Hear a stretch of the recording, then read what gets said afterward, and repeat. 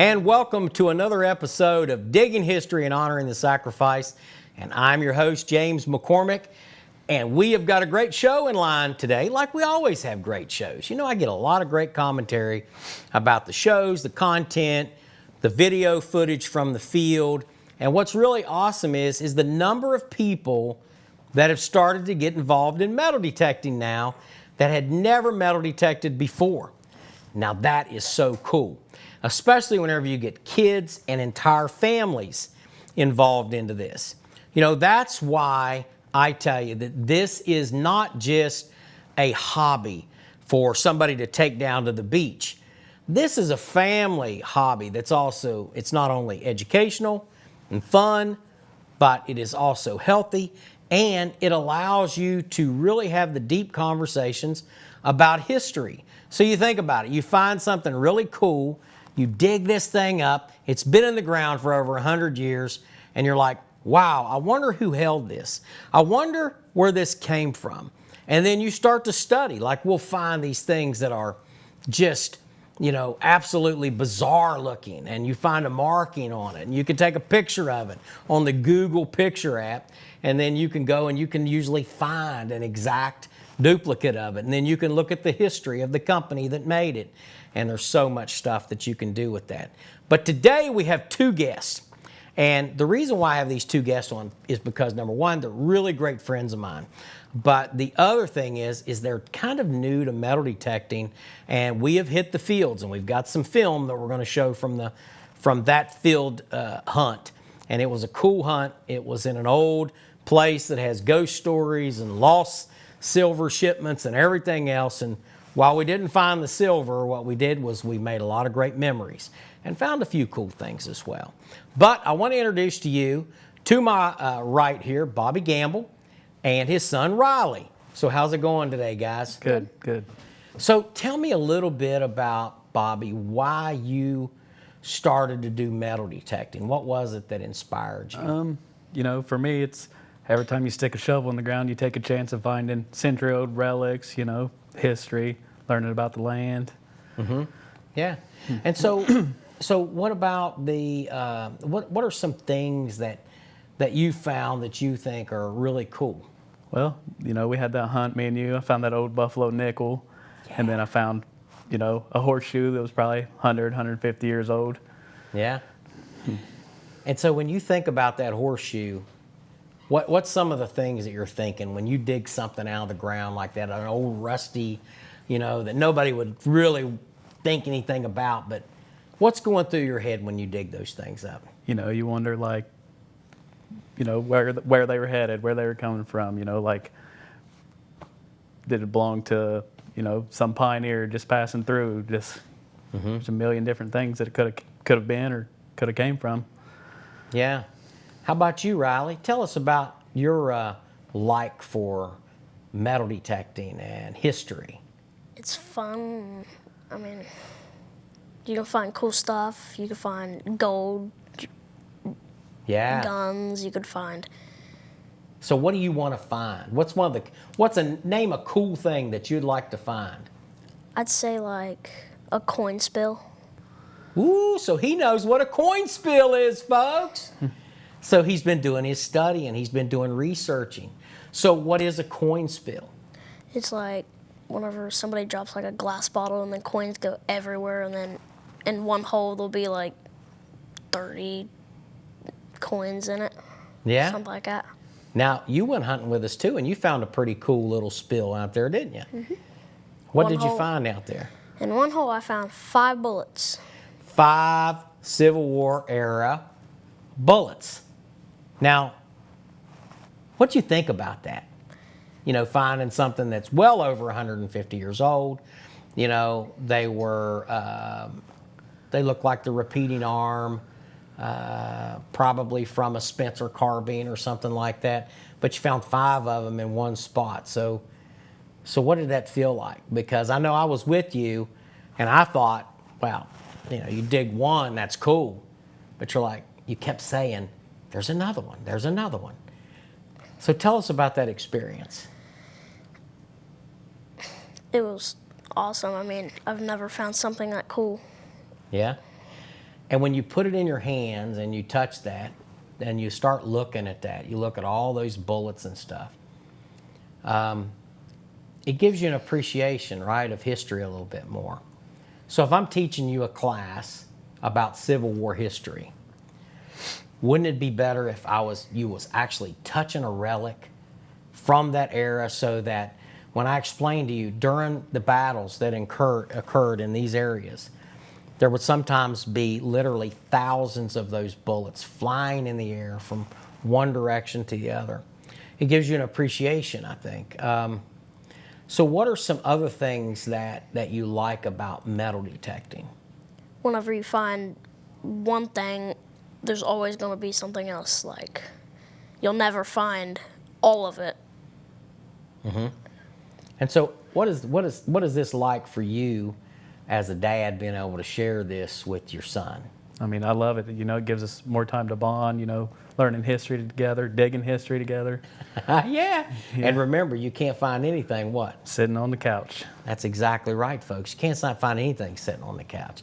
Now, as you know, I've been grounded here the last couple weeks because I fell and hurt my leg and did some things. So as you age, you know, your body doesn't recover as fast as it used to.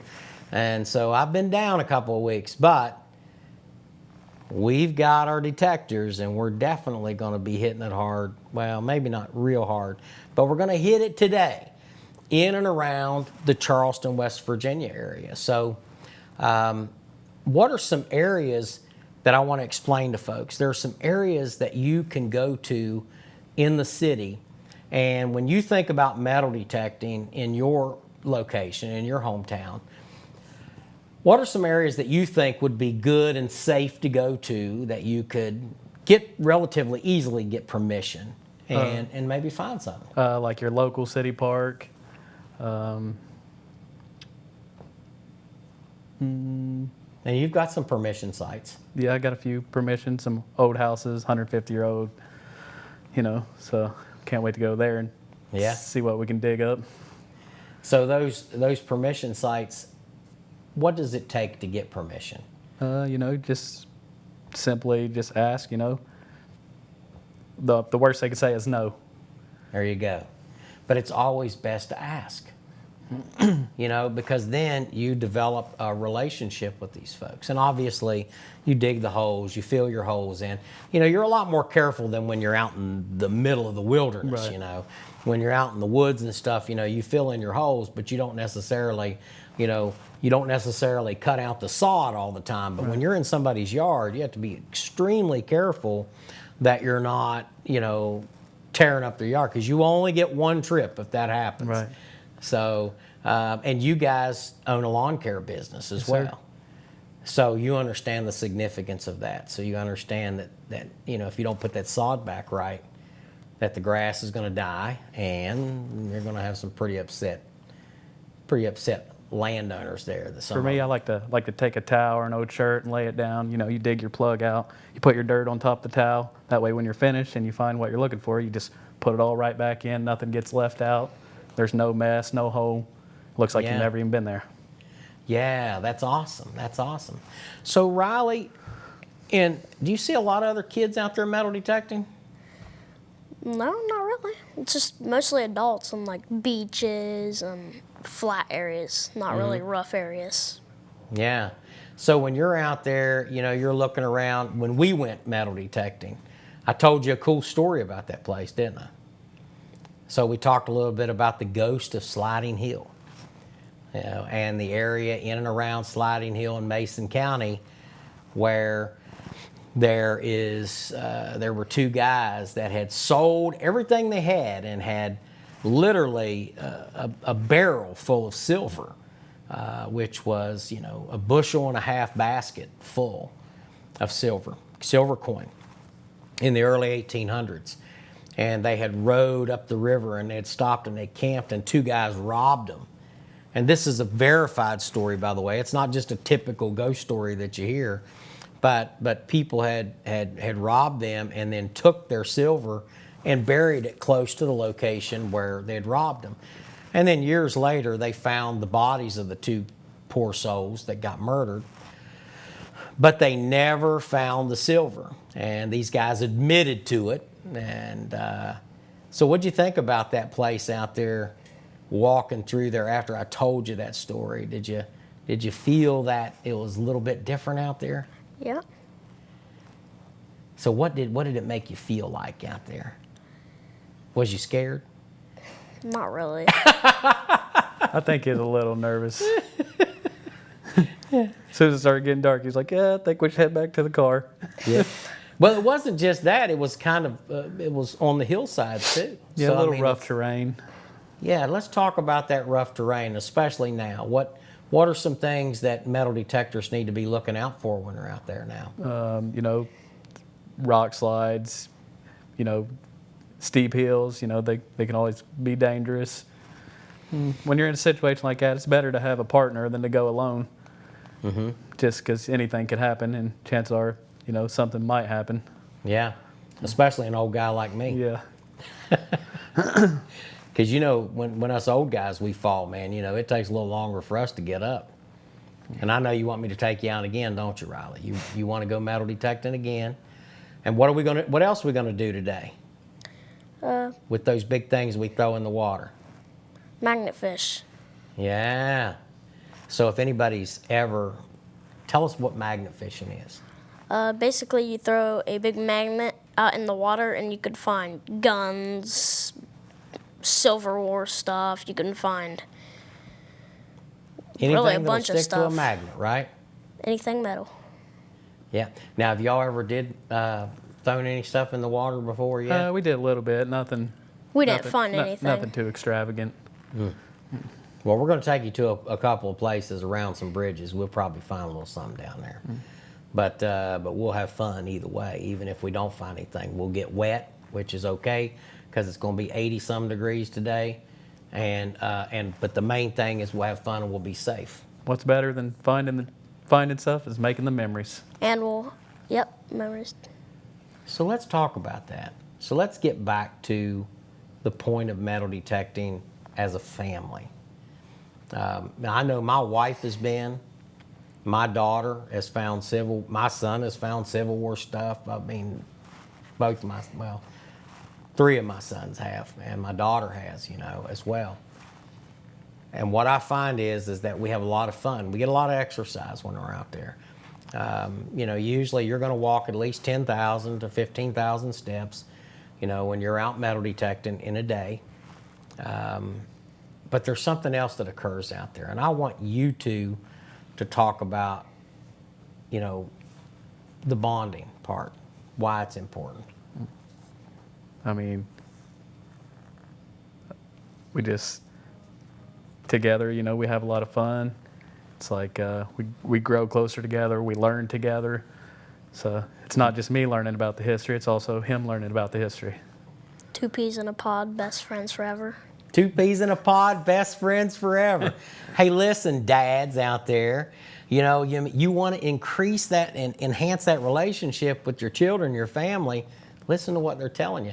And let's hear about your other beautiful family. You've got just a huge, wonderful family. We've worked very close, you know. Yeah. I mean, we go to each other's houses. We you know, we've had big sleepovers and stuff, and it's just been a lot of fun. But tell us about your family. How many kids you got? I have 5 kids, 1 boy, 4 girls. Oh, wow. What do you think about all them sisters? They're a handful, but they're the best thing that's ever happened to me. What did you just say? That they're the best thing that's ever happened to me. Oh, buddy, let me tell you something. That's exactly what we need to hear more of. You know, so it's not just always about the metal detecting. It's the bonding, right? Get your family out. Go to the park. Get a metal detector. Get a magnet with a rope and throw it out in the water and find something. If you don't find something and all you do is pull out trash, that's okay too. You're doing our environment a great service by doing that. So have any of your sisters been out yet? No, not yet. But they're going to go, My aren't they? 5-year-old daughter's dying to go. She's already got the swing down.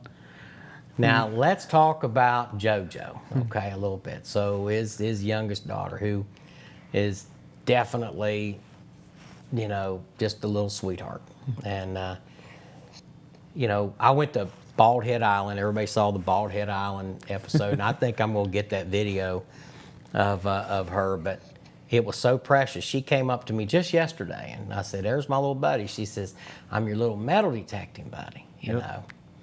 But y'all made this video when I was at Bald Head Island, and your wife. Go ahead and relay that video. We were filming a video, and she was upset because James went to Bald Head Island without her. And so we made this video, and she said, we was like, "Did you get to see James this weekend?" No, I didn't get to see him. Why not? Well, because he went to Bald Head Island without me. And she was so sincere about it. Yes, she was. Yes, she was. Her little spunky attitude. Well, and those are memories, you know. I mean, and it all, you know, it's not all about the metal detecting. Sometimes it's about, you know. The bonding, the family time. Absolutely. And your wife, Stephanie. And if you want to, what's your kids' names? Riley. I got a 11-year-old daughter named Kaylee, 10-year-old daughter named Haley, a 6-year-old daughter named Carly, and a 5-year-old daughter named Marley. Did you catch all that, folks? And this is a big, loving family, too. And they do a lot of stuff. So you guys have got a couple of businesses that you do, and it's just been, you know, life is good, you know, and it's made even better and enhanced because now you get to hang out with Digging History and Honoring the Sacrifice, right? That's right. So tell us, Riley, what do you hope to find today magnet fishing? A gun. You want to find a gun today? All right. Well, I'm going to try to put you on a gun today. Well, I tell you what, folks, we're going to go to the field for a few minutes of some field footage of how we do it in the woods, okay? So we'll be right back with more Digging History and Honoring the Sacrifice. Hang tight. Okay, Riley, we're out here in Charleston, West Virginia. What are we doing out here? Metal detector. What are we Magnet fishing. getting ready to do a little magnet fishing in the river, right? Yeah. We're gonna feed our meter, right? So we found this quarter right here. This quarter is gonna give us some more time in our meter so we can be out here and dig a little bit longer. So we just found this quarter and we're gonna go and put it in the Charleston City's parking meter. There you go, buddy. Go feed the meter. We got Bobby over there. So this is a public area, and we're just down here digging, metal detecting. It's actually a cool place, so we're hitting it. There you go. Dig it out. Easy.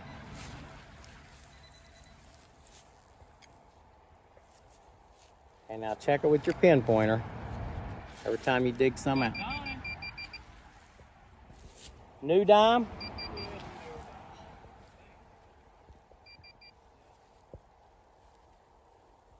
Look at that. Digging at it, ain't you?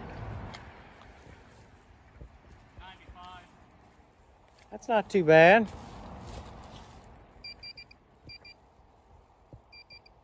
What'd you find there? Hey, you know what that is? What's that? Hold that up there. That right there looks like, let me take a look at it. See if that's what that is. You know, I think that's part of an old clock. I don't know for sure, but it's cool. Could be the lid to something. It's old. Could be like lid of what? Looks like old gas can lid. Could be that too. Like Army gas can lid. Could be. There you go. That's a cool find, right? Yeah. You can't find it sitting where? Can't On find the it sitting couch. on the couch, can you? Can't find it sitting on the couch. Okay, folks. We have got Mr. Bobby Gamble in his first Buffalo nickel. Buffalo nickel find right there, baby. Out here with Digging History. We ain't messing around down here. We'll put you on some good stuff, man. Yeah, man. And that will not be his last, I can guarantee you that. Okay, folks, we got a find here. Not sure exactly what it is, but looks like it's a button. It's a button. Bobby found the button. We ought to write a book about that. Bobby and the button. Maybe a What? kindergarten book. Hey, man, that's a cool button. Roll that over on the other side. Let's take a look at it. It's pretty dirty. Yeah, it's dirty. It's roached a little bit on the backside, but let's see. Oh, I don't know, man. That's got a Crown? It's got a crown on it. Hey, we'll look that up. I'm not sure where that's from. That may be. It could be from a Masonic emblem. It could be. It's old. I'm going to say at least it's close to 100 years old, if not 100, maybe more. That's cool, man. Thank you. That's a cool find, brother. And what is it? You can't find a what? Can't find it sitting on the couch. Okay, Digging History fans, James McCormick here. And I was asked one time, it's because I dig on the sides of hills, how do you keep your stuff from falling? So let me show you what I do. I come in and I dig. If I know there's an artifact or coin or whatever, I dig and I kind of open me up a patch like this right here.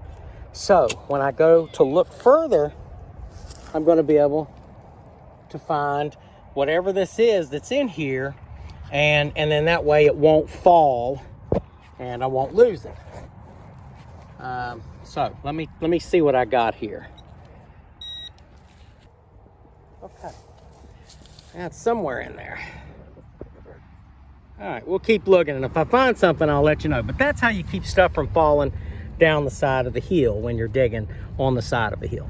I found the object, and it was a wheat penny, and it's down there in the hole, and I've already looked at it, so, you know, we're not going to do no fake finds here, but anyways, it was a wheat penny, and you see how I've got this dirt here, okay? So I dug behind it and pulled the dirt back, and it keeps it from falling down the hill, okay?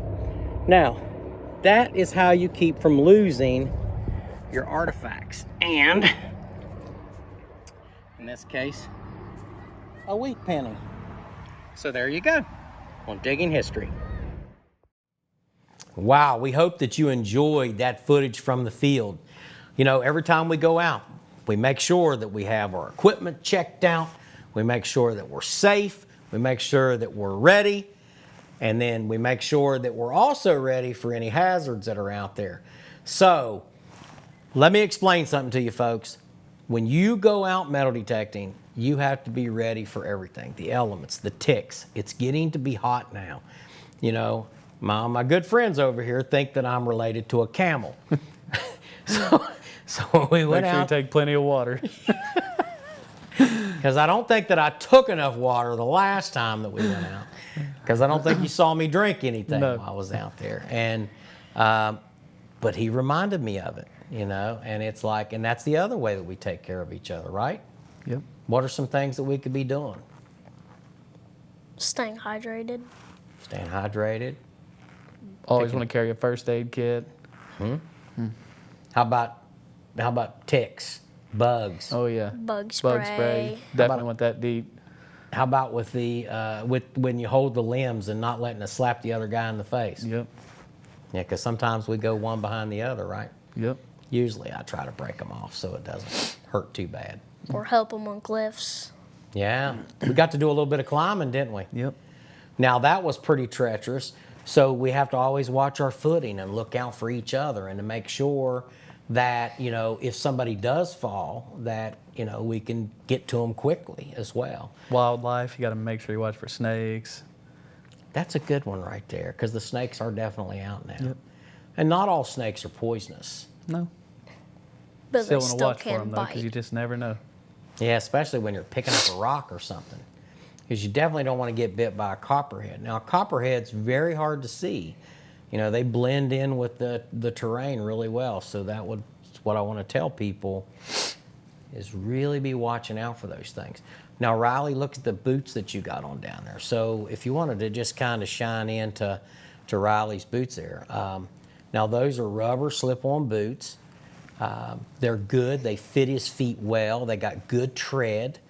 But they're also going to protect him from snake bites or from the water, so your feet don't get wet. So there's some little things that you can do, and they're very inexpensive. They don't cost a lot of money, but you'd be amazed at what a good pair of boots could do for your feet. And it's time for me to go get another pair because I wore all of mine out, so I need to go get another pair. And seeing his boots on there, that really made me think about it. The other thing is we've all got ball caps on. So look, we've all got ball caps. And Riley's got a real cool one there. He's got an Army ball cap on, So Army all the way, right? That's what I always say because, I was an Army guy. Now my Navy, Marine Corps, and Air Force friends and Coast Guard friends that are out there, and Space Force guys and gals, we love you too. But, it's really the Army thing. So we're glad that you got the Army hat on. But what are some other reasons why you'd wear a hat? Ticks. Keep ticks off your head. Sunburn. Keeps the sun out of your eyes. Yep. It's like the old cowboys, they all had a hat on, right? Big brim hat. So I've got a couple of those. And I look really goofy when I wear the thing, but I wear them sometimes when you're out there because you definitely want to keep that sun off my ears. My ears stick out like cab doors, as you all can tell right here, right? And so they're sticking out here, and they get sunburned really easy. So sometimes having that big hat, big floppy hat hanging over. And I have felt stuff fall out of trees on my head, not really knowing what it was, thinking maybe it's an acorn, maybe it's a snake. I don't know, but it hits the hat and it falls off. So anyways, well, you guys ready to go hit it? Yes, sir. Yep.